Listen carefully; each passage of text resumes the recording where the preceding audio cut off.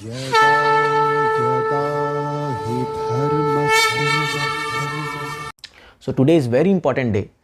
Today is disappearance day of भक्ति Thakur and disappearance day of Gadadhar पंडित, है ना। तो जब आचार्य इस संसार में आते हैं ना, इनका एक ही उद्देश्य होता है, जीवात्मा को उद्धार करना। देखिए एक बात याद रखिए, आचार्य नित्य सिद्ध भक्त होते हैं, उनको साधना करने की दरकार नहीं है। उनके लिए ये नहीं है कि भैया सुबह मंगल आरती करो, गुरु पूजा करो, जप करो, क्योंकि वो 24 घंटा कृष्ण को याद रखना है। 24 घंटा भक्ति ठाकुर के जीवन में तो कई ऐसे पास टाइम्स भी हुए हैं, रात को 2 बजे उठ करके वो डांस कर रहे अपने घर में और लीला में भाग ले रहे भगवान की। तो बहुत से ऐसे लीलाएँ हैं उनके जीवन में, हम उधर पे नहीं जाएंगे। लेकिन पॉइंट ये कि उनके आने का एक ही मकसद है, प्रचार करना। तो जब चैतन्य महाप्रभु इस धरातल से चले गए, आज से लगभग 530-34 साल पहले, तो somebody is coming, तो क्या हुआ, महाप्रभु जाने के बाद गौड़ या वैष्णविज्म का जो परंपरा था, जो सिद्धांत था, वो बहुत लुप्त होते जा रहा था। इसका कारण क्या था? भक्ति ठाकुर ये जब चैतन्य महाप्रभु के जाने के बाद गौड़िया वैष्णविज्म को कैसे देखने लगे थे लोग, ये एक ऐसा संप्रदाय है जहां सारे गंदे काम होते हैं। क्यों? क्योंकि कुछ लोग ऐसे आए जो बाबा जी बन गए, बट उन्होंने ठीक से रिप्रेजेंट नहीं किया अपने कल्चर को। आप देखिए आज भी हमारे समाज में हिंदुइज्म और ये वैष्णविज्म को लेकर के एक डेरोगेटरी फीलिंग है, आज भी है। इसका कारण क्या है? इसके कारण वो लोग हैं जिन लोग ने तिलक धारण किया, कंठी माला पहना, बट अपना आचरण को शुद्ध नहीं रखा, है ना। तो बहुत कुछ, बंगाल एक ऐसा जगह बन गया था चैतन्य महाप्रभु जाने के बाद, क्योंकि क्या हुआ, जो शुद्ध भक्त लोग थे ना, वो लोग ये संसार कंडीशन देख करके भजन में चले गए पूरा। तो ये लोग तो शुद्ध भजन में लग गए, ठीक है। बट हुआ क्या, बाकी लोग, जो लोग करप्ट लोग थे, ये लोग तिलक लगा करके, हाँ, गले रे माला ललाटे तिलक, गले रे माला, कली रे चेला, भक्तों ने सॉन्ग लिखा है कि तिलक लगा रखे हो सिर में, यहाँ पर कंठी माला, और तुम कली के चेले हो। क्यों? वो सारे नियम तोड़ता है, 4 नियम तोड़ता है। हाँ, स्त्रियों से संग कर रहा है, बाहर स्मोकिंग कर रहा है। इसलिए मैं बार बार बोलता हूँ कि आप तिलक लगा रहे हो, कंठी माला पहन रहे हो, be 10,000 time more careful. Don't do anything which will spoil the name of ISKCON और Shila Prabhupada. Don't do any nonsense thing outside. If you want to do, तो सीखा मत रखिए, मत लगाइए तिलक और इसको हटा दिए कंठी माला को। अगर आप पहन रहे हो कंठी माला, दैट मीन्स डोंट डू। आप तो वहाँ कर चल जाओगे, दुनिया क्या बोलेगी, ऐसे ही लोग हैं, हम जानते थे ऐसे ही है। तो इट्स अ बिग रिस्पॉन्सिबिलिटी जब हम तिलक लगा रहे हैं। लेकिन उस समय उनको कोई सिखाने वाला था नहीं, उनका ना सदाचार कोर्स हुआ था, ना IDC हुआ था, और कुछ था नहीं। तो इसीलिए क्या हुआ, ये लोग जप के नाम पे बैठते थे और जो है जप करते, मन में तो काम वासना भरा पड़ा है, और स्त्रियों का भोग करते थे। तो बहुत बुरी तरह फैल गया था ये चीज़ें। और लोग भी क्या सोचते थे, हाँ ये साधु है। क्योंकि क्या, पहले भारत में साधुओं को इतना सम्मान था कि आप खाली ड्रेस पहन के बैठ जाओ, साधु है, ये साधु है। इतना सम्मान था साधुओं के लिए, इतना सम्मान था। तो इसका गलत फायदा उठाने लगे लोग। और इससे क्या हुआ, धीरे धीरे जब ये ब्रिटिश लोग आए, तो ब्रिटिशर्स का फिर आया, फिर मुगल रूल आया। कन्वर्जन क्यों स्टार्ट हुआ? यही सबसे स्टार्ट हुआ क्योंकि हमारे धर्म के लोगों ने ठीक से फॉलो नहीं किया अपने धर्म को, प्यूरिटी को फॉलो नहीं किया।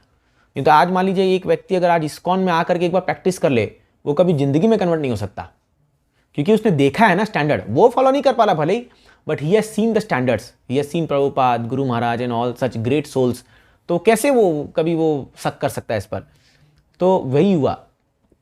तो ये ब्रिटिशर लोग धीरे धीरे क्या करने लगे, हिंदुइज्म और वैष्णविज्म को एकदम डायरेक्टली दिखाने लगे, ये देखो ऐसे तुम्हारे लोग, ये देखो ये है। और धीरे धीरे लोग जो हैं ये क्रिश्चियनिटी की ओर बढ़ने लगे, और उनको फेथ आने लगा, क्योंकि वो लोग सब एकदम रॉयल, एकदम वो बढ़िया सूट बूट पहन करके, और वो लोग जीसस इज़ एवरीथिंग ऐसे बोलने लगे। तो सारे लोग जो हैं उनके उसमें आ गए, बुरे प्रभाव आने लगे। तो ऐसा बहुत साल चला, समझ लीजिए आप 200 साल तक ऐसा चलता रहा, लगभग 100, 200, 150 साल तक ऐसा चलता रहा। लेकिन इसको ख़त्म किया शिला भक्ति ठाकुर ने।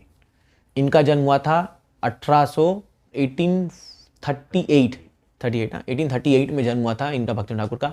केदारनाथ दत्त इनका नाम था, और ये भी एक एरिस्टोक्रेट फैमिली में जन्म लिए थे, है ना। और ये भी बहुत अच्छा हाईली एजुकेटेड थे। बाय प्रोफेशन ये डिस्ट्रिक्ट मजिस्ट्रेट बने आगे जा करके।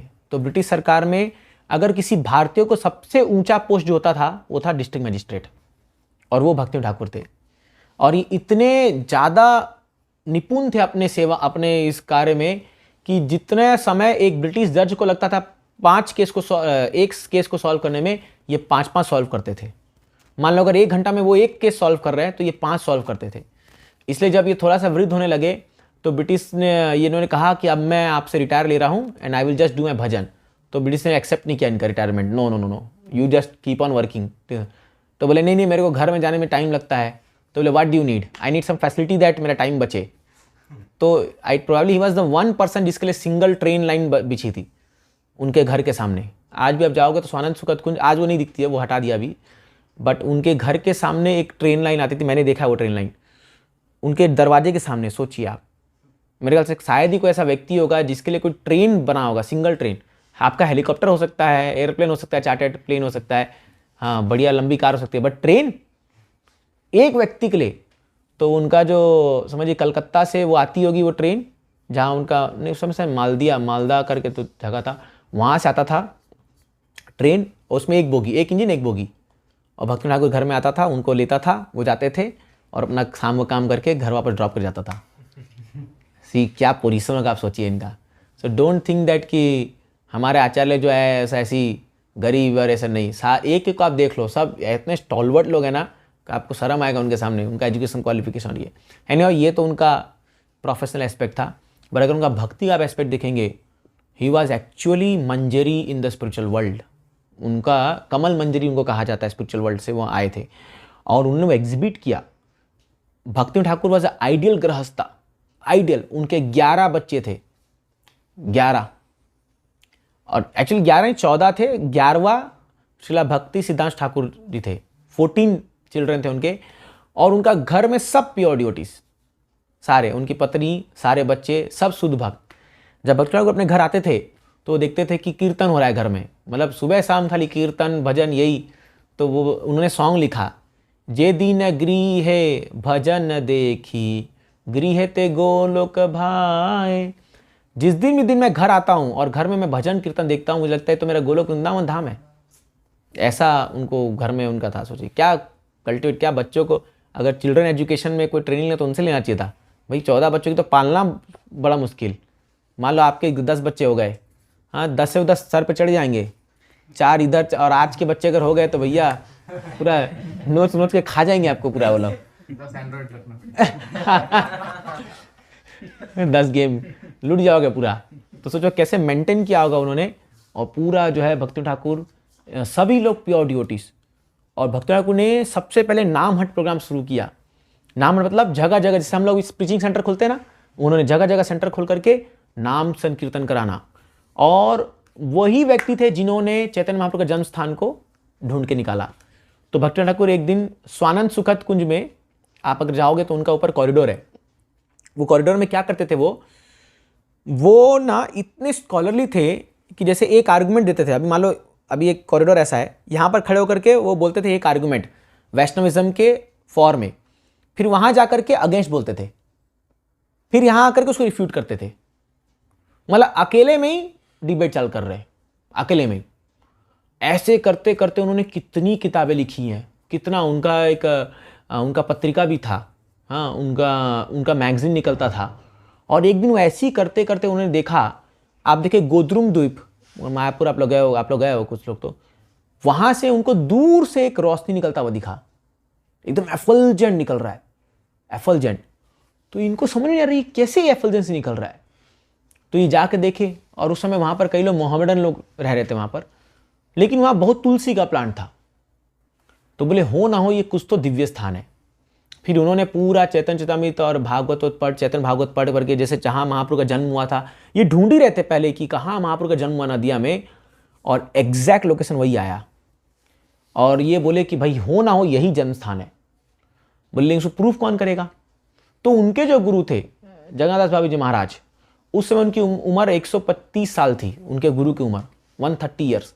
और उनको ना उनका बिपिन करके उनका एक सर्वेंट था, वो उनको ऐसे टोकरी में उठा के चलता था, पूरा जैसे मान लो जी रहे बस, लेकिन समझो पूरा बॉडी ऐसे एकदम वो ऐसे जैसे मांस का लोथड़ा के समान था बॉडी पूरा, वैसे उनको कैरी कर लेता था। आँख भी उनका उठा ऐसे, आँख उठाने के लिए ऐसे उठाना पड़ता था किसी को, आँख उठाने की ताकत नहीं था उनके अंदर, फिर भी वो जी रहे थे कैसे भजन, बस दिन भर भगवान का नाम लेते।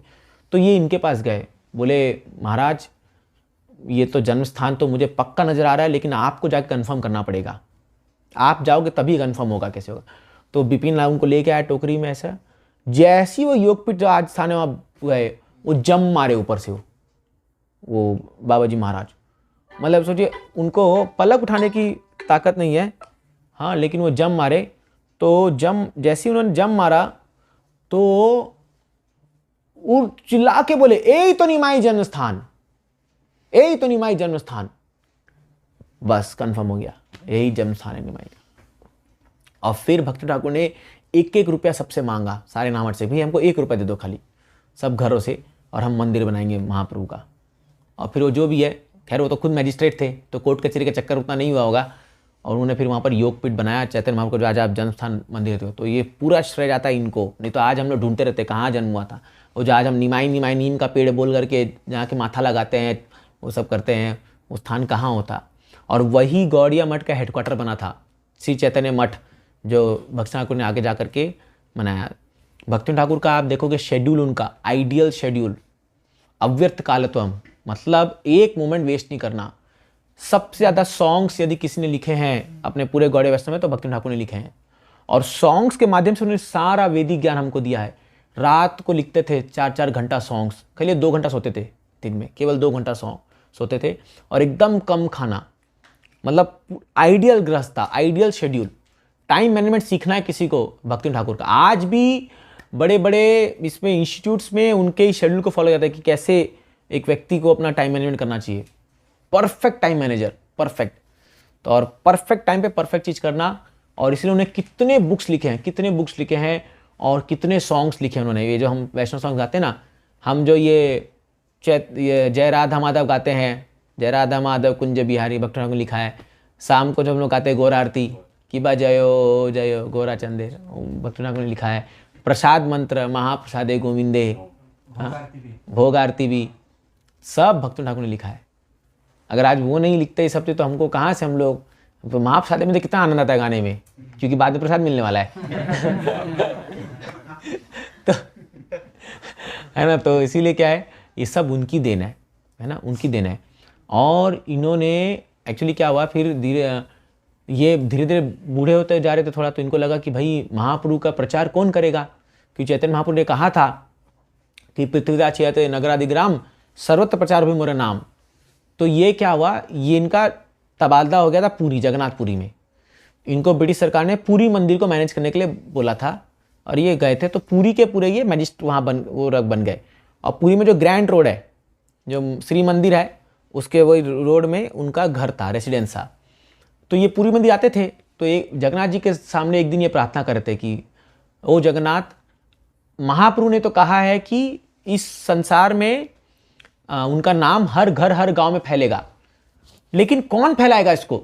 मुझे तो लगता नहीं कि मैं तब तक जिंदा रहूंगा, मैं तो यहीं नवद्वीप बंगाल में कुछ कर पाया, बट पूरे विश्व में कौन करेगा? तो मुझे एक ऐसा पुत्र दीजिए जो इस कार्य को पूरा करेगा।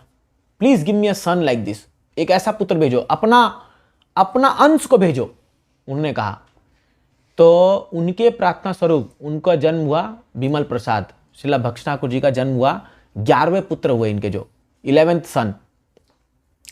जब इनका जन्म हुआ ना, तो भक्त ठाकुर जी का जो अम्बिलिकल कॉर्ड होता है ना, जो माँ से जुड़ा रहता है, नाभि से, वो उनके चारों लपेटा हुआ था जनेऊ के रूप में, ये भक्त ठाकुर जी का लपेटा हुआ था। तो इनको अंदेशा हो गया था देख करके कि भाई ये होना हो, ये पुत्र कुछ तो स्पेशल है, इसलिए इनका नाम रखा उन्होंने विमल प्रसाद। इसके पीछे लंबी कथा है, क्योंकि जगन्नाथ जी का हर एक प्रसाद जो पहले लगता है बिमला देवी को, पार्वती माता को, फिर हम लोग खाते हैं, इसलिए हम लोग महाप्रसाद खाते हैं। पहला जो भी भोग जगन्नाथ जी को लगता है वो लगता है बिमला देवी को, ठीक है। तो इसलिए जगन्नाथ जी का क्योंकि ये प्रसाद है तो इनका नाम रखा विमल प्रसाद। अब क्या हुआ, तभी रथ यात्रा का समय आ गया, हाँ, भक्त ठाकुर जी का। तो क्या हुआ, उनकी माँ जो थी भगवती देवी, तो जब रथ आता था तो ये मैजिस्ट्रेट थे ना, तो रथ इनके घर के सामने रुकता था, और ये जगन्नाथ जी गार्लैंड पहनाते थे, भोग लगाते थे। जैसे आज भी आप देखो इस्कॉन में रथ यात्रा होता है तो कोई इंपॉर्टेंट व्यक्ति के घर के आगे रुकता है, भोग आरती होती है, भगवान को वो करते हैं। तो जैसी इनकी इनकी पत्नी क्या करी भक्ति ठाकुर की, ये विमल प्रसाद इनके गोदी में था, उसको जा करके जगन्नाथ जी के सामने रख दी। जगन्नाथ ये तो आपका ही देना है, आपके लिए चरणों में रख दी।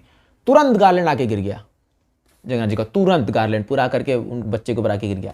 भक्त ठाकुर समझ गए कन्फर्म नाउ यही है वो लड़का। और हुआ भी। अभी भक्त ठाकुर आप बोलूँगा तो 2 घंटा और लगेगा। क्या उनके बारे में भक्ति विकास महाराज ने लिखा है, भक्ति सिद्धांत वैभव, वो 3 वॉल्यूम का मोटा मोटा बुक है खाली भक्ति ठाकुर जी के बारे में। इतने महान पुत्र पैदा हुए, नैष्ठिक ब्रह्मचार्य, अखंड ब्रह्मचार्य पालन किए। 7 साल की उम्र में तो सारा गीता भागवत सब कंठस्थ हो गया था उनको। हाँ, इतने स्कॉलर पैदा हुए। आप खाली भक्ति ठाकुर जी का एक ब्रह्म संहिता बुक पढ़ लो, आपके होश उड़ जाएंगे। जो इंग्लिश का जब तक डॉक्टरेट कोई नहीं किया तब तो समझ नहीं पाया क्या लिखा है उसमें। ऐसा उन्होंने ब्रह्म संहिता एक किताब है, अपने 40 में मिलेगी, लेकिन उसको पढ़ के देखो कुछ समझ में नहीं आएगा, ऐसा इंग्लिश था उनका। उनके क्लास में इंग्लिश लोग जो है ना वो बैठते थे डिक्शनरी लेकर के। इंग्लिश अगर कोई मैंने सुनने आ गया तो डिक्शनरी लेके बैठते थे कि भाई क्या बोल रहे हैं, तो इतने स्कॉलर थे वो। तय नहीं आओ। तो फिर भक्ति ठाकुर ने क्या हुआ कि भक्ति ठाकुर जो है वो इनको धीरे धीरे ट्रेनिंग देने लगे, इनको धीरे धीरे प्रोग्राम ले जाने लगे और इनको पूरा गाइड करने लगे भक्ति ठाकुर को कि तुम प्रचार करो, चैतन्य महाप्रभु का आंदोलन को तुमको आगे बढ़ाना है। और फिर एक बार जो है वो इसी दिशा में जहाँ आज हमारा TOV मंदिर बन रहा है ना इस्कॉन का, उस दिशा में देख करके बोले थे भक्ति ठाकुर कि एक दिन आएगा कि यहाँ पर रसिया से, फ्रांस से, अमेरिका से, इंग्लैंड से लोग आएंगे और सब लोग एक साथ बोलेंगे जय सच्चिदानंद गौर हरि। ये कीर्तन का यहाँ धुन बजेगा। एक दिन ऐसा दिन आएगा, वो भक्त ठाकुर कहा था। और एक अद्भुत मंदिर यहाँ आने वाला है, उन्होंने प्रेडिक्शन कर दिया था, ये लिखा हुआ है उनकी किताब में। और उसी स्थान पे आज हमारा इस्कॉन मायापुर आ रहा है, जो TOV पे आज आ रहा है। तो क्या है, देखिए एक बात ये है कि आप ये मत सोचिए कि ये सब प्लान नहीं है, ये सब महाप्रभु का प्लानिंग से चल रहा है। इसलिए प्रभुपाद जी बोलते थे ISKCON movement is an expansion of Chaitanya Mahaprabhu's movement. तो ये जो इस्कॉन है ना, ये महाप्रभु की लीला कंटिन्यूएशन हो रही है।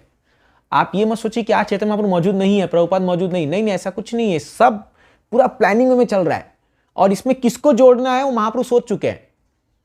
तो वो ना चाहते हुए भी जो बंदा है ना वो घूम घूम फिर के आएगा। आप यकीन नहीं मानोगे, इस्कॉन में ऐसे ऐसे चमत्कार होते हैं ना, आप देखोगे तो आपका दिमाग घूम जाए कौन कर रहा है ये, लेकिन महाप्रभु खुद कर रहे हैं।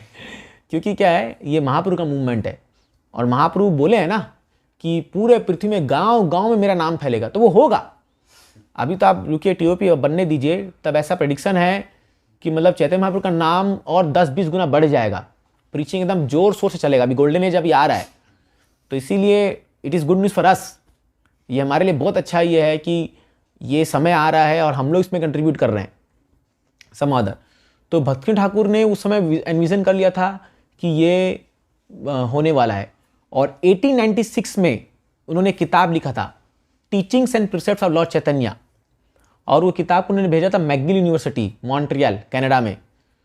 और उस किताब में लिखा था the day is coming when Lord Chaitanya Mahaprabhu senapati bhakta is going to appear in this world. कि महाप्रभु ने कहा था मोर सेनापति भक्ता, मेरा सेनापति भक्त आएगा जो ये काम करके दिखाएगा, जो पूरे संसार में हरिनाम का प्रचार करेगा। और भक्तों ने लिख दिया क्या, वो सेनापति भक्त अभी आने वाला है इस संसार में। कौन आया उस साल?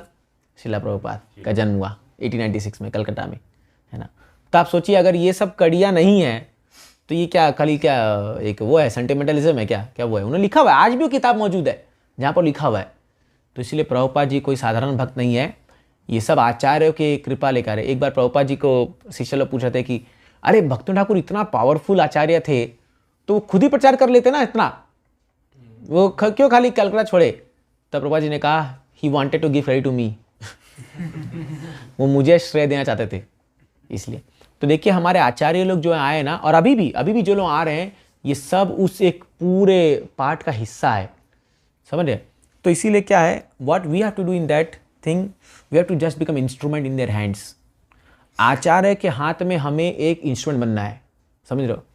तो इसीलिए आचार्य उपासनम ये बहुत ज़रूरी है। अगर आप आचार्य को उपासना नहीं करके इंडिपेंडेंट कुछ करने का प्रयास कर रहे हो कोई सफलता नहीं मिलेगी। श्रीला प्रभुपाद जी का एक ही क्रेडिट था कि वो आचार्य को उन्होंने बहुत सम्मान दिया। इसलिए आप देखो ये जो स्पेशल डे होते हैं, अपीयरेंस डिसअपीयरेंस डे के दिन हम उनको पुष्पांजलि करते हैं, उनका सॉन्ग्स गाते हैं, उनको भोग लगाते हैं, उनको रिमेंबर करते हैं। क्यों? क्योंकि आचार्य को याद रखना बहुत ज़रूरी है ना। क्योंकि and they have come with Krishna शक्ति। हाँ, नमो भक्ति विनोदाय सच्चिदानंद नामिने गौर शक्ति स्वरूपाय विग्रहाय नमस्तुते। गौर शक्ति, चैतन्य महाप्रभु की शक्ति धारण करके आ रहे हैं भक्ति ठाकुर, तभी इतना प्रचार कर पाया वो, तभी इतना। और बहुत बहुत कहानी है। जब वो पुरी मैजिस्ट्रेट थे तो एक बिसक से नाम का एक जादूगर था, जादूगर नहीं बोलेंगे, तांत्रिक था। वो क्या करता था, वो बोलता था कि मैं विष्णु का अवतार हूं। बोला मैं विष्णु का अवतार हूं और मुझे आज रात को रासलीला करनी है, सब अपने अपने घर से अपनी पत्नियों को भेज दो। Can you imagine? आपको हंसी आ रहा है, ये लोग करता था ऐसा। और लोग डर के भेजते थे, जाओ तुम जाओ, भगवान आ गए उतर करके, जाओ रासलीला, तुम गोपी बन जाओ, वो रासलीला, ये सब नौटंकी कर रहा था। वो तांत्रिक था, जब डरते थे उससे जादू तो ना कर देगा। तो भक्ति ठाकुर जब मैजिस्ट्रेट बने तो भक्ति ठाकुर बोले क्या नौटंकी है ये, कैसे अवतार हो सकता है? कुछ मेंशन नहीं है इसका भागवत में, नाम वाम कहीं मेंशन नहीं, अपने आप सेल्फ स्टाइल गॉड बन गया, जैसे आजकल लोग बन रहे ना, तो वैसी। तो भक्ति ठाकुर पुलिस के साथ गए, बोले अरेस्ट करो इस व्यक्ति को। बोले भक्ति और तुम अरेस्ट करोगे पूरा परिवार को खत्म कर दूंगा। और ये बोले तुमको जो करना है कर लो, तुम भगवान नहीं हो सकते, ये शास्त्र में नहीं लिखा हुआ। सारे गांव वाले बोल रहे हैं अरे भक्ति ठाकुर इनसे मत पंगा लो, ये कुछ कर देंगे भैया, रहने दो, क्यों पंगा ले रहे हो? बोले क्या पंगा, जो है जो होगा देखा जाएगा। और उसके तांत्रिक शक्ति थी, उसने सारे परिवार लोग बीमार कर दिया भक्ति ठाकुर के, सारे सब, मतलब almost on the verge of death आ गए थे सारे, पत्नी बच्चे सब लोग। बस भक्ति ठाकुर पीछे नहीं हटे, बोले जो मर जाए कोई दिक्कत नहीं है, सब चले जाए, मेरा परिवार खत्म हो जाए, बट ये भगवान नहीं हो सकते। क्या फेथ है शास्त्र पे, सोचो आप ना, क्या फेथ है। अपने को थोड़ा जादू दिखा दे भाई, थोड़ा सा कोई जादू दिखा देगा तो क्या बोलेंगे, बाबा दूर दूर दूर। बट शास्त्र पे फेथ देखो, शास्त्र पे देखो। तो फिर क्या हुआ, भक्ति ठाकुर बोले कि जो होगा देखा जाएगा। और भक्ति ठाकुर जो है एकदम अटल रहे। तो कुछ दिन तक सब चला मामला। फिर जो है एक दिन उनको समझ में आ गया कि इसकी सारी शक्ति इसके शिखा में, तांत्रिक की सारी शक्ति शिखा में होती है उसकी। और वो गए वहाँ पर और उन्होंने बोला इसका पकड़ो, इसका बाल, इसका काटो, इसका शिखा। और इसका शिखा कटवाया और वो एकदम धड़ से गिर गया और सुसाइड कर लिया वो जेल के अंदर ही, काम खत्म, गया, भगवान मर गया अभी, सो कॉल्ड भगवान, है ना ऐसा। और एक ऐसा ही एक तांत्रिक आया था जो भक्ति विनोद ठाकुर पर एक भूत बना के छोड़ देता, काला जादू, ब्लैक मैजिक छोड़ दिया था इन पर, कुछ तो इशू को लेकर के ना। तो भक्ति विनोद ने क्या किया, उनको पता चल गया कि ब्लैक मैजिक मेरे पर हो रहा है। वो सिंपल एक स्थान पे भागवतम लेके बैठ गए और भागवत श्लोक पढ़ने लगे, सिंपल, कल भागवतम लिए, यही प्रॉपर जैसे बुक है वैसा बुक भागवतम, और भागवत पढ़ रहे बस। ब्लैक वो काला जादू वाला वो भूत आया, वो उनको भक्ति ठाकुर को सर्कमलेट किया और जाके जो छोड़ा था उसको मार दिया, जो छोड़ा था ना उसको मार दिया। इसलिए आप भागवतम पढ़ते हो, हरिनाम जप करते हो, आपको कोई काला जादू छू नहीं सकता। ये भक्ति ठाकुर प्रूफ करके दिखाइए। और ये कोई ज़्यादा साल नहीं, क्या 100 साल ही तो हुआ है लगभग, उसके पहले भक्ति ठाकुर ने करके दिखाया। तो इतनी ताकत है भागवतम में। तो भक्ति ठाकुर फियरलेस थे, कुछ डरते नहीं थे किसी से, या जो होगा देखा जाएगा, क्योंकि इनको इतना विश्वास था भगवान पे कि पूछो मत। एक बार एक कोई बड़ा एक महात्मा, कोई संत, एक व्यक्ति आया था भक्ति ठाकुर घर में। तो वो सन्यासी था और भक्ति ठाकुर गृहस्थ थे, ठीक है। तो जैसे ही वो घर आया तो भक्ति ठाकुर जो है उनको प्रणाम किए, उनका चरण छुए। तो उसमें कुछ तो ये मतलब ऐसा कुछ हुआ कि वो सन्यासी कुछ बोल दिया भक्ति ठाकुर को कि भाई ऐसे नहीं होना चाहिए, मेरा पाँव धो, ये करो वो करो। तो भक्ति ठाकुर के बेटे वहाँ विमल प्रसाद वहाँ खड़े थे। उन्होंने कहा उसको, do you know who is my father? तुमको पता है मेरे फादर कौन है? तुम अगर इनका असली स्वरूप जान जाओगे ना, तो ना तुम अपने सिर को इनके चर का धूली पकड़ लो, तुम्हारा उद्धार हो जाएगा। वो सन्यासी को बोलने लगे, वो भक्ति ठाकुर बोले तुमको पता नहीं है ये कौन व्यक्ति है, ये गृहस्थ में अपना कर रहे हैं, ऐसा ये लीला कर रहे हैं, ये ड्रामा कर रहे हैं, लेकिन he is a very exalted soul. क्योंकि भक्ति ठाकुर ने देखा है, रात को एक दिन पता है भक्ति ठाकुर जो है रात को 2-2:30 बजे जो है वो एक खीर खा रहे थे, रात को 2:30 बजे उठ करके खीर खा रहे हैं वो। तो भक्ति ठाकुर ने बोला कि पिताजी कहाँ से है? बोले अभी ये लीला ख़त्म हुई है भगवान की, वहाँ पर सबको महाप्रसाद बांटा है, तो वहाँ से लेके आ रहा हूँ। ऐसे लोग हैं ये लोग। तो you can't understand them, they are, अभी क्या है, वो एक ह्यूमन लीला कर रहे हैं, साइमल्टेनियसली उनका अपना वो भी लीला चल रहा है। तो they are so exalted souls. And Bhaktan Thakur इतने, एक्चुअली भक्तन ठाकुर के एक बहुत अच्छे मित्र थे, ठीक है, बहुत क्लोज फ्रेंड। तो भक्तन ठाकुर जाने के बाद, ठीक है, तो वो भक्तन ठाकुर से मिलने आए, उनको सांत्वना देने के लिए। अरे बेटा कोई बात नहीं, पिताजी चले गए, मैं हूँ ना, तुम्हारे पिता का मैं दोस्त था। बहुत हमदर्दी दिखाने लगे। तो बोले हम तो उठना बैठना खाना पीना सब साथ में करते थे, बहुत अच्छे मेरे मित्र थे। उन्होंने कहा you have never seen my father. ने कहा तुमने मेरे पिताजी को कभी देखा नहीं। बोले क्या बात कर रहे हो तुम? अरे मैं उठते ही सबसे पहले उनको देखता था, उठना, जिगरी दोस्त होते हैं ना जो, उठना खाना बैठना। बोले you have never seen my father, तुमने कभी मेरे पिताजी को देखा नहीं। झगड़ा कर लिए पूरा। वो बोला क्या पागल आदमी यार, ये मान नहीं रहा। बोले you have never seen my father, to see an acharya you need that divine eyes. तुम एक आचार्य को नहीं देख सकते ऐसे, तुम खाली उनका मरते शरीर को देख रहे हो, बट तुम आचार्य को नहीं देखा तुमने। तो दैट्स वाई भक्तन ठाकुर बोलते थे, भक्तन ठाकुर की हु हैज सीन द आचार्य।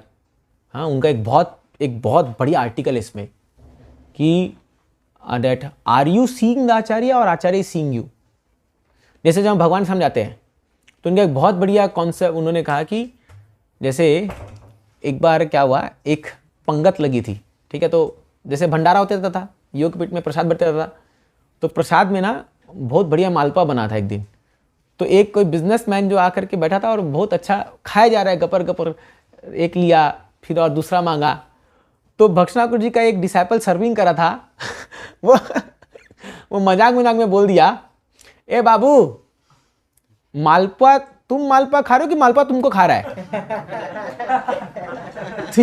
इसको बहुत बुरा लग गया। ये बोला क्या आप बोल रहे हो, मालपुआ क्या, मेरा इतना पैसा है कि मैं 1000 मालपुआ बना के बांटवा सकता हूँ। बहुत उसको ऑफेंड लग गया। इन्होंने एक लेटर लिख दिया भक्तन ठाकुर को कि अरे क्या डिसाइपल है तुम्हारा, क्या हम भुक्कड़ है क्या हम खाने के लिए आते हैं क्या यहाँ पर? हाँ, ऐसा लिख दिया। मान लो कोई ऐसे बोलेगा तो ऐसे लिखे ना। तो उन्होंने रिप्लाई किया, he told the correct thing, actually you are not enjoying prasad, prasad is enjoying you. उसका भी दिमाग घूम गया, अरे तेरी तो उल्टा पड़ गया मेरे ऊपर। तो क्यों? Because when we see any spiritual things, deity, we want to enjoy. मुझे बढ़िया लग रहा है डीटी, मुझे मजा आ गया, कीर्तन में मुझे मजा आ गया, प्रसाद मेरे एंजॉयमेंट के लिए। अभी जैसे अभी आप प्रसाद खाओगे, जैसे ही आएगा वहाँ खीर हो चाहे जो भी हो, क्या मैंने चलो एंजॉय करो, but this is not the right mood. The right mood is let prasad enjoy me, let deity enjoy me, let kirtan enjoy me. समझ रहे हो, ये कॉन्सेप्ट है उनका। Because spiritual things, you know, their spiritual जो उनकी जो शक्ति है वो हमें एंजॉय करना चाहिए। And because we have enjoying mentality, हम वही मेंटालिटी को स्पिरिचुअल में लगाते हैं। तो क्या होता है, जब हमें एंजॉयमेंट नहीं आता ना, फिर हमें क्या लगता है, बोरिंग है यार, क्या वही बार बार मंदिर आओ, वही डीटी को देखते रहो, वही हरे कृष्णा कीर्तन करते रहो, वही सेम चेहरे भक्त को देखते रहो, वही प्रभु जी को बिठा देंगे सामने लोग, है ना। तो ये बोरिंग लगता है। क्यों? Because we are seeing materially, we are thinking that I am the enjoyer, and because in this material world, you know, you cannot be enjoyer, you cannot be enjoyer, Krishna is the enjoyer। ये concept हमको समझ में नहीं आता। जिस दिन ये समझ में आ गया ना, उस दिन हम लोग भक्ति में कभी डगमगाएंगे नहीं।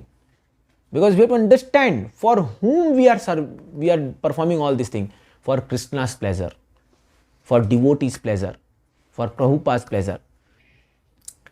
It is for Krishna's pleasure. We have to understand that भगवान भोक्ता है। और यही बात भगवान गीता में क्या कहते हैं, भोक्तारा विगतपसाम सर्वलोक महेश्वरम सुहृदम सर्वभूतानाम ज्ञात्वा माम शांतिरिच्छति। तो जब आप ये बात जान जाते हो कि कृष्ण भोक्ता है, तब आप पीसफुल हो सकते हो। जब तक आप सोच रहे हो कि मैं भोक्ता हूं, कितना प्रयास कर लो, हो ही नहीं सकता। You cannot be enjoyer. ये कॉन्सेप्ट दिमाग से निकाल दो, you cannot be enjoyer in this world. जितने जो भी ट्राई कर रहे हैं एंजॉय करने का इस संसार को, वो दे आर फ्रस्ट्रेटेड, वो लात खाए जा रहा है माया का, एक के बाद एक लात, एक के बाद एक लात मारे जा रही लाए, क्योंकि माया कृष्ण की शक्ति है। तुम कैसे भोग कर सकते हो उसको? हाँ, अब राजा की पत्नी है, तुम बोलोगे यार मैं एंजॉय करूंगा इसको, राजा छोड़ेगा तुमको? समझ लो ना आप। तो माया जो है वो भगवान की शक्ति है, और तुम मैं एंजॉय करूंगा, जो भी है। अब वो माया चाहे आपके लिए लड़की के रूप में आ जाए, चाहे वो धन के रूप में आ जाए, चाहे यश के रूप में आ जाए, कोई भी रूप में आ जाए, you can't enjoy, this is the thing. ये बात मान लोगे तो स्पिरिचुअल लाइफ अच्छा चलेगा, और जब तक इस बात भेजे में घुसेगी नहीं तब तक क्या होगा? स्ट्रगल चलता रहेगा। और ये बात शास्त्र कहता है कि कृष्णा भूलिया जीव भोग वांछा करे, निकट माया झापटिया धरे। कृष्णा को भूल करके भोग की वांछा करता है, माया को एंजॉय करने का प्रयास करता है, और माया बोलती है अच्छा मुझे एंजॉय करेगा, बताती हूँ तेरे को, झापटिया धरे, तुरंत पकड़ लेती है, और जो धोती है पकड़ पकड़ के एकदम बुरी तरह से, फिर वो सोचता है तेरी यार आग में हाथ डाल दिया मैंने, तो आग गलती हो गया मुझसे, बहुत बड़ा ये हो गया। तो दैट्स वाई सी दिस आचार्यास, ये हमको ये विज़न दे रहे हैं। अब ये बात जो मैं आपको ये बोल रहा हूँ, ये मेरे लिए भी एकदम नया कॉन्सेप्ट है। मैं पढ़ा ये चीज़ कि वो सही बात बोल रहे हैं वो, कि जब मैं तिलक लगा के आ रहा हूँ, बढ़िया अच्छे से ड्रेस पहन, धोती कुर्ता पहन के आ रहा हूँ, so I am standing in front of Lord to be enjoyed by Lord. O Lord, I am here for you, for your enjoyment. जैसे चेस्ट वाइफ जो होती है, हाँ ये बहुत ही ग्रॉस एग्जाम्पल है, बट एक चेस्ट वाइफ जब अपने हस्बैंड में जाती है ना, सच धज के, वो ऐसी पेश करती है, आई am here for your and. ना दिस इज शोषण नहीं है, एक्सप्लोइटेशन नहीं है, बट वो तैयार किसके लिए होती है? वो होती है अपने पति के लिए। इसलिए शास्त्र कहता है अगर पति बाहर हो तो वो स्त्री को कभी सजना नहीं चाहिए, उसको कभी गहना वहना नहीं पहनना चाहिए। और आजकल तो पति बाहर हो तभी वो सज के निकलती है, आओ दुनिया वालों देखो मेरे को, मैं कितनी सुंदर हूँ, है ना, क्योंकि वो प्रोस्टिट्यूट है, फिर वो प्रोस्टिट्यूट है ना। प्रोस्टिट्यूट निकलते हैं सज धज के बाहर दुनिया को एंजॉय करने, दिखाने के लिए, तो प्रोस्टिट्यूट है। ऐसी व्हेन वी आर, हम जब मंदिर आते हैं, हम अच्छे से, जैसे प्रभु जी आज बढ़िया सज धज के आए हैं, शेविंग करके आए अपने को प्रभु जी भी, तो ये this is what, O Krishna I have come for you, your service, please accept me. हाँ, और आई एम कम। हम धोती कुर्ता जो पहन के आते हैं, तिलक धारण कंठी पहनते हैं, बढ़िया शेविंग करते हैं, ऐसे आते हैं। So we are present front of Lord to be enjoyed by Lord, not that हम आ गए एकदम, समझ गए आप, और जो भी है सोस आके उठ करके बिना नहाए तो ऐसी चले। अच्छा है एटलीस्ट वो, तब तो आओ तो सही, वो तो है। और फिर भगवान बोला लो भगवान मैं आ गया सर, भगवान बोले अरे यार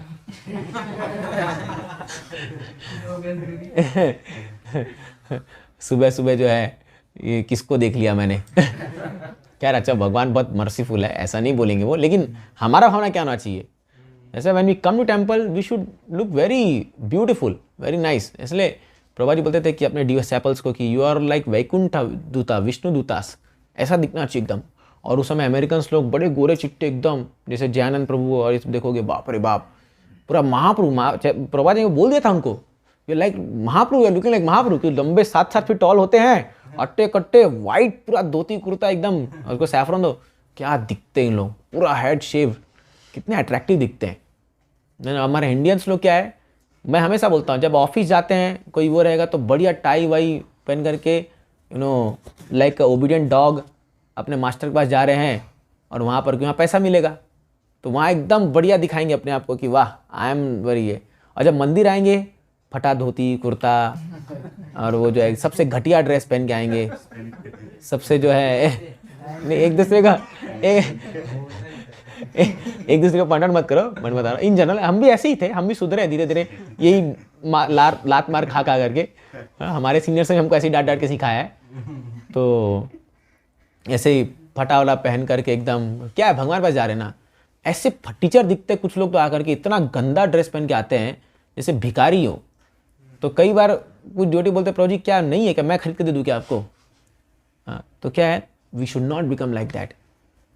व्हेन सपोज अभी प्रसाद भी आ रहा है, मैं ये क्यों आपको सिखा रहा हूँ कॉन्सेप्ट, ये सदाचार है। प्रसाद आया तो तुरंत आ गया प्रसाद, चलो आज मजा आया, बहुत दिन बाद जो है वैसे याद है आपको बचपन में टिफिन, स्कूल में टिफिन हम लोग जाते थे ना, तो हमारे पूरा सर्कल था 8-10 लोग का, टिफिन खुला, बाप रे इनकी जानवरगिरी देखो। फिर मतलब आधा तो बेंच खाता था एक हमारा फ्रेंड था, वो वो चौमिन लाता था, बाप रे, मारे जैसी खुला हाथ मारे सबके हाथ तो 3-4 नूडल चिपक रहा है। क्या जानवरगिरी था एकदम मुझे। लेकिन नहीं, when Prasad comes we should. अब कई लोग तो जो है महाप्रसाद में नहीं आते, मेरे को पता है, इतना वेट नहीं होता कि बस महाप्रसाद को दे बड़े बाकी प्रेयर गाते रहो। जैसे मान लो कई बार हमारा जब वो लगता है, जैसे वो फीस्ट होता है स्पॉन्सर्ड, तो अभी सब बैठ गया आकर के, ठीक है, अभी आ गया, सर्विंग हो रहा है, कोई महाप्रसाद गा नहीं रहा है, ठीक है, बैठा है, तो सब लोग वेट कर रहे हैं, गाओ, कोई गा नहीं रहा है कि सर्विंग चल रहा है, गाओ, ये एक पकौड़ा खा लेता है तब तक मैं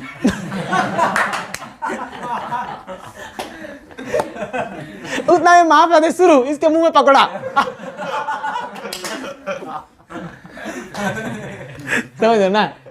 तो क्या वो कंट्रोल नहीं होता उस समय, because we are in mood कि मुझे एंजॉय करना है। आपको उसमें एक और फैक्टर है कि मान लो प्रसाद नहीं मिला, 11 बज गया, भूख बहुत देर लगी है, वो एक फैक्टर है। But what is the mood that this prasad is enjoying me, you know, this prasad is enjoying me, devotees are enjoying मी।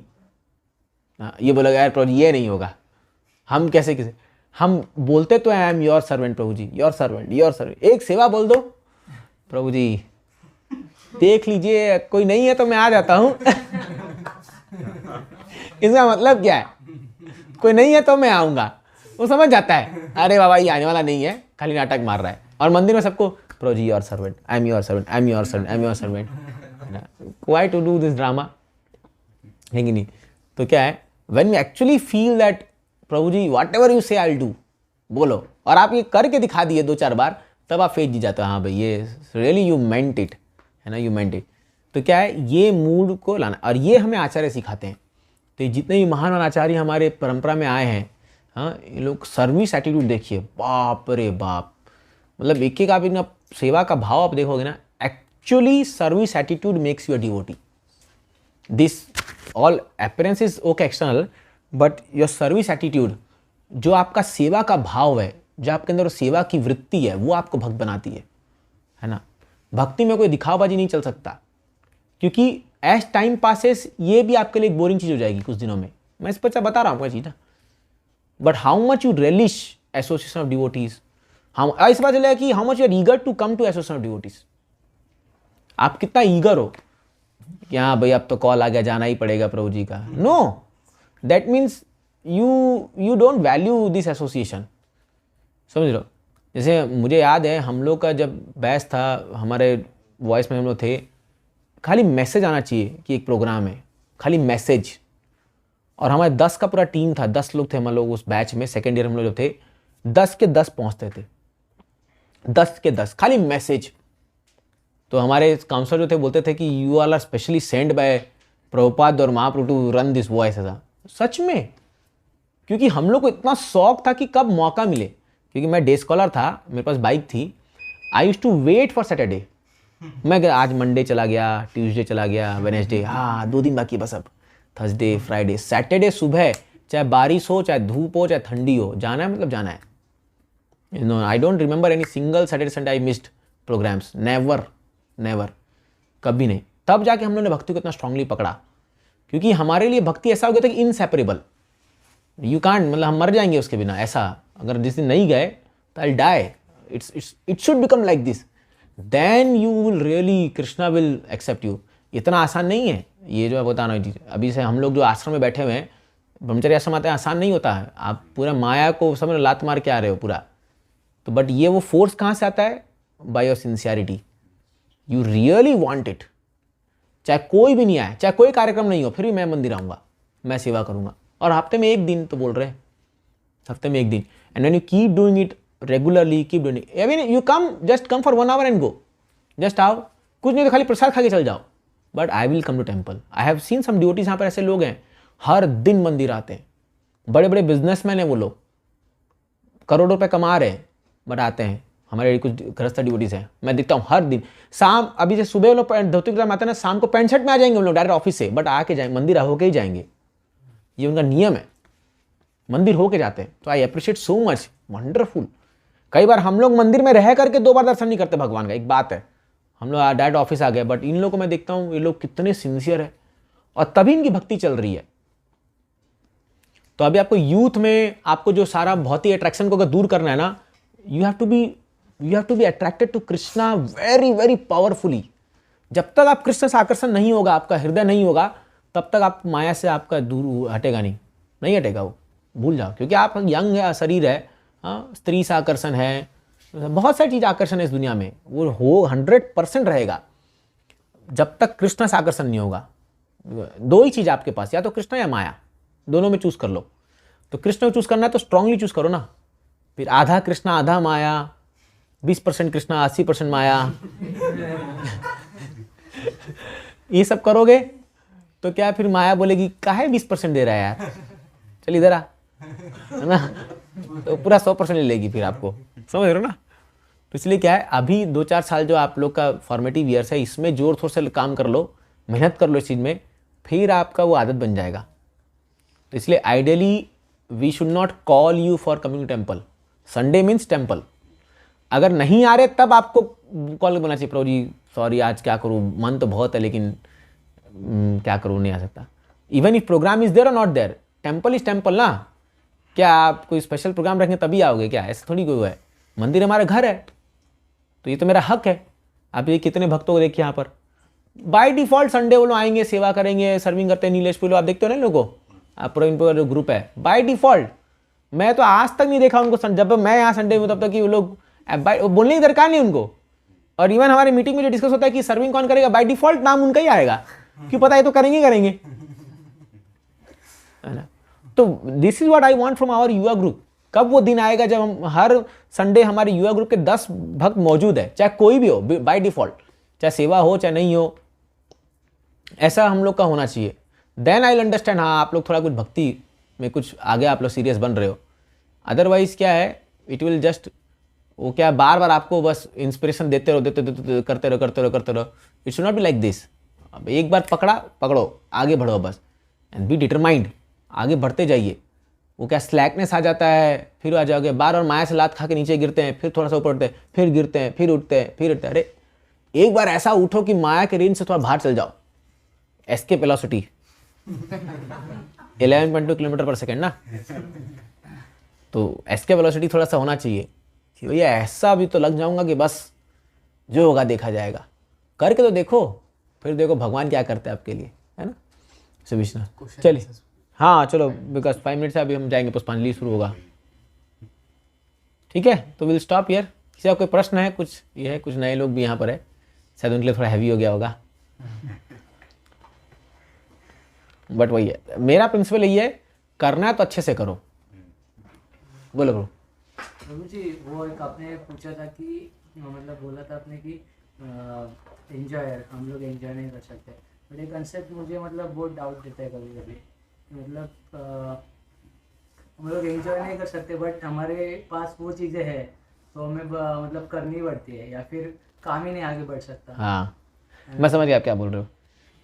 आप जैसे आप बोल रहे हो कि भाई आप अब मान लो आपके पास बाइक है, आप बाइक चला रहे हो, तो आप बोलो आप वो चीज़ तो है, अगर मैं बाइक चला रहा तो मैं उसको एंजॉय कर रहा हूँ ना, वो चीज़ मेरे पास है ना, मेरे पास पैसा है, सब है, तो मैं वो एंजॉय कर रहा हूँ उसको। बट यही तो माया का खेल है कि जैसे आप उसको एंजॉय करोगे, सफरिंग उसके साथ पैकेज में आएगा, आप एकदम समझ रहे हो। तो सफरिंग उसके साथ पूरा जुड़ के आता है। नाउ एंजॉयमेंट कोई व्यक्ति ग्रॉस उससे नहीं करता। एंजॉयमेंट जो व्यक्ति है ना, वो सटली उसका कॉन्शियस क्या है। अब जैसे भक्ति ठाकुर आप देखो, 14 बच्चे पैदा किए, तो आप बोलेगे वाह यार बढ़िया है इतना ही, बट ही इज अ ब्रह्मचारी। तो शास्त्र कहता है one who has sex life just for begetting children, he is a pure brahmachari. And you can't even imagine their consciousness, you can't even think also that. आपके सामने एक स्त्री आ जाए, मान लो, मैं अगेन बहुत ग्रॉसली पे नहीं बोल रहा हूँ, आपके बगल में एक स्त्री सोई होगी, आप कंट्रोल नहीं कर पाओगे अपने सेंसेस को। ये बहुत फैक्ट है, ये बहुत फैक्ट है, ठीक है। लेकिन ये लोग ऐसे नहीं थे, they are so sense controlled कि पर्टिकुलर डे में जब गर्दान संस्कार करके ही वीरे को करेंगे, तभी तो ऐसे बच्चे पैदा करें ना भाई। जो भक्ति ठाकुर जैसा बच्चा पैदा कर रहा है, हाँ आप समझो किस कैलिबर के बच्चे पैदा कर रहे हैं। फलीना परिचायते, आज के वैसे बच्चे पैदा हो जाएंगे क्या? होंगे नहीं। ऐसे नासुर पैदा होते हैं कि लोग लोग बोलते हैं भाई किस जन्म का बदला लेने के लिए पैदा हुआ तू। सच में बुरा मानना, बोलते हैं माँ बाप ऐसा। पता नहीं, मैं बोलता हूँ कि आपके 5वें पिछले जन्म का ये आया है, वो आपका पिछला जन्म का दुश्मन पैदा हो क्या है, क्योंकि तुम जो जिस वे से प्रोड्यूस कर रहे हो वही गड़बड़ है। तो जो रिजल्ट आएगा वो कैसे, अब आपको बीज बो रहे हो, उसको बोने के प्रोसेस में गड़बड़ी है, तो फल कैसे सही है निकलेगा, उसमें तो कीड़ा रहेगा ही ना, समझ रहे ना। तो वही चीज है। Now if your conscious is Krishna conscious, then whatever thing you see around the world, you will always think that how can I serve, use this for service of Krishna. Just see for yourself. आप जब एक चीज को देखते हो, क्या आपके मन में आता है, मैं भोगूं कि भगवान की सेवा में लगाऊं? सिंपल है ना। और आप अगर ऑनेस्ट रहोगे तो आप ये समझ ही सकते हो। तो जैसी मेरी यूटिलिटी आ गई वहां पर कि ये मेरे सेवा में मुझे हेल्प कर रहा है, then I will accept that thing. ठीक है। तो कोई भी चीज जो मुझे सेवा में हेल्प कर रही है उसको मैं स्वीकार कर लूंगा, चाहे वो गाड़ी हो, बंगला हो, कुछ भी हो। लेकिन कोई भी चीज मेरे सेवा में मुझे हेल्प नहीं कर रही है, it is useless for me, चाहे वो 10 करोड़ का हो चाहे 50 करोड़ का हो। तो ये चेतना आपको बनाना है। और आप वो हर एक चीज कह सकते हो, चाहे वो छोटी चीज। अब आप देखो हम लोग कितने सामान यहाँ रख रखे हैं, यहाँ गिटार भी है, मृदंग भी है, ये स्टैंड है, सब कुछ है। हम इतना बड़ा ऑफिस क्यों ले रखे हैं? इसको क्लीन करना पड़ता है, मेंटेन करना पड़ता है, सब कुछ जो भी चीज़ है। Why? Because I know this is for Krishna service, not for my pleasure. कुछ लोग बोलते हैं प्रभु जी कितना बढ़िया ऑफिस मिल गया आपको, तो मस्त ही है। But our only conscious is that we have to use this for Krishna service. क्योंकि अभी बड़ा ऑफिस है, आप इतने लोग बैठ पा रहे हो, नहीं तो अभी कहाँ बैठते अपन, है कि नहीं है?